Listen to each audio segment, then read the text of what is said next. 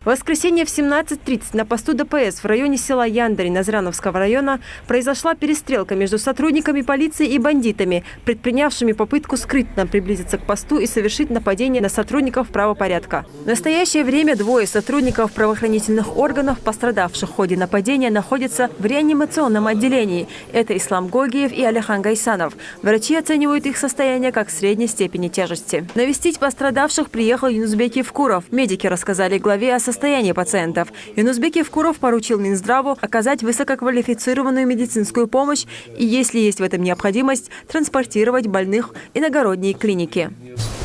Если окажем помощь, то посмотрим. Надо в Москву эвакуировать? Полностью все, помощь оказана, пока необходимости нет, потому что все сделано. В принципе, все... Если что надо будет, да.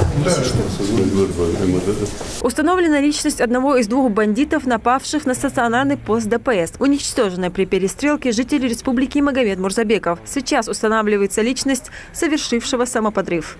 На месте перестрелки обнаружены оружие, боеприпасы и самодельное взрывное устройство, начиненное поражающими элементами. По предварительной информации, мощность бомбы, сработавшей во время взрыва на стационарном посту, составляла около 10 килограммов в тротиловом эквиваленте. На месте происшествия работают следователи. Проводятся необходимые оперативно-розыскные мероприятия.